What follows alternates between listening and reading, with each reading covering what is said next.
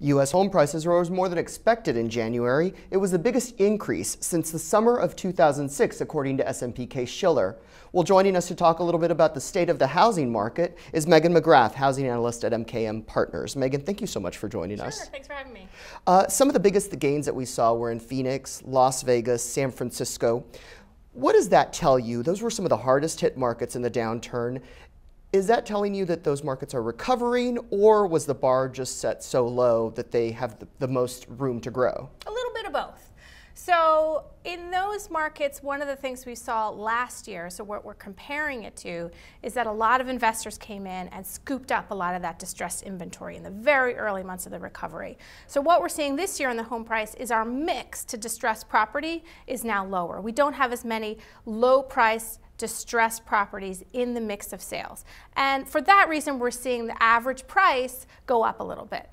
But those markets are actually recovering. This is a part of the recovery that needed to happen. We needed to get those distressed pieces of inventory out of the market. So it's a good thing. Your home probably isn't actually up 25% year over year if you live in Phoenix, but sales prices are starting to go up. The market is starting to find a level of equilibrium. But we're still about, in Phoenix, for example, about 40% off of the peak price still, and we've bounced 25%. So that just shows you how much longer we really have to go before we get back to any kind of normalized level of pricing there. So are we still continuing to see pockets of strength around the country where the home prices did tend to hold up during the downturn? Are those areas of the country also starting to see increases? Yeah, but little ones, because we didn't see the big decline. So Dallas, for example, I think saw a low single-digit price increase in the month of January. So that's still good. And that market has good employment, there's good trends there, so generally that housing market is healthy, but you're not going to see big, giant 10, 15, 20% jumps because we didn't see the fall from the top. We also got this morning new home sales numbers for February. Those numbers were better than expectations, but they still declined a little bit. What are we seeing there, and what's the flow through then to some of the big home builders like Lennar and KB? Yeah, I mean, that data can be volatile, so it's you don't want to panic or get too overjoyed by any single month of data that you see. So sales were about 411,000 on an annualized basis. That's up about 17% year over year if you take a 3-month rolling average. So that's a pretty good number. That's a good, solid number. It's about in line with what we're hearing from national public home builders in terms of the pace of their sales. That seems about right to us. It seems pretty consistent with what we've heard so far about February. What you want to watch for these home builders is what are the pace of that sales doing, because it's very rare that you see home builder valuation multiples go up in a time when you see the pace of sales start to slow.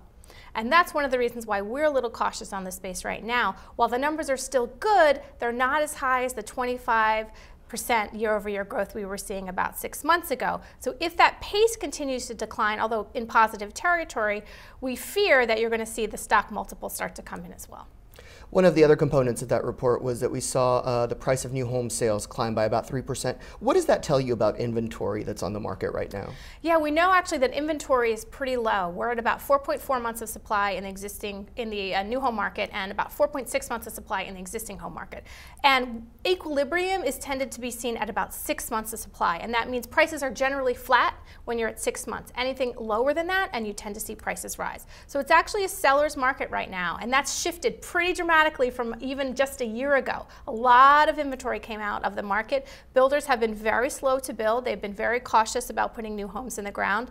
So this is a good time for them. What we're hearing from them is they're overall raising prices at about, on a national basis, about 3 to 5% versus last year is what they're able to push through. In some areas it's a little faster, in some areas a little slower. Megan, thank you so much for joining us. You're welcome.